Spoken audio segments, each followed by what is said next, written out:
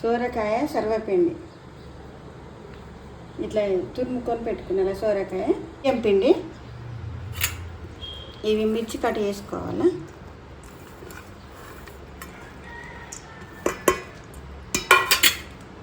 ఈ క్యారెట్ తురుము,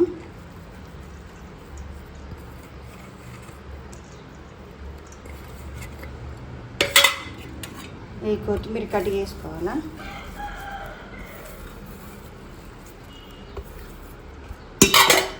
కరివేపాకు కట్ చేసేసుకొని పెట్టుకోవాలా.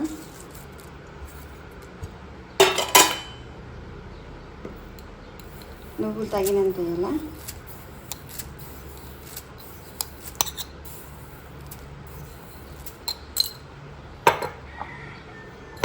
జీలకర్ర 2 స్పూన్లు వేయాలా.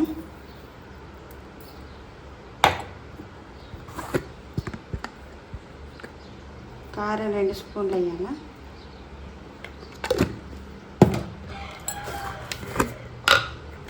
సాల్ట్ 2 చెంచాలు వేయాలా. ఇవి వేసిన తర్వాత ఇవన్నీ కలుపుకోవాలి. ఇవన్నీ వేసి కలుపుకున్నాం కదా. కలుపుకున్న తర్వాత ఈ సోరకాయ గిరింది వేసుకోవాలి.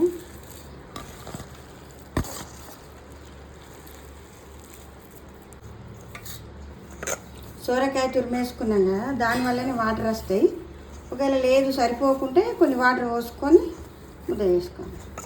అన్నీ వేసుకున్న తర్వాత ఇట్లా ముద్దలాగా వేసుకొని ఈ విధంగా వేసుకోవాలా. ఈ విధంగా వేసుకున్నాలా. కొంచెం లూజ్ చేసుకోవద్దు, లూజ్ చేసుకుంటే అతుక్కుంటాయి. ఇట్లా గట్టిగా వేసుకోవాలి. బౌల్కి ఆయిల్ రాయాలి.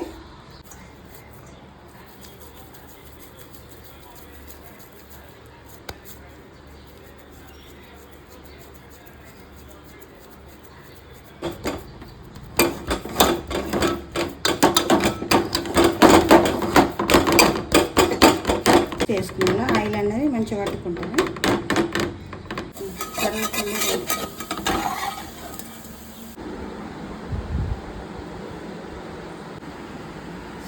సోరకాయ సర్వపిండి రెడీ.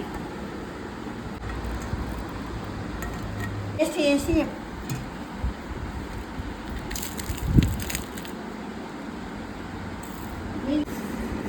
చాలా టేస్టీగా, చాలా క్రిస్పీగా అయింది పెద్దమ్మ.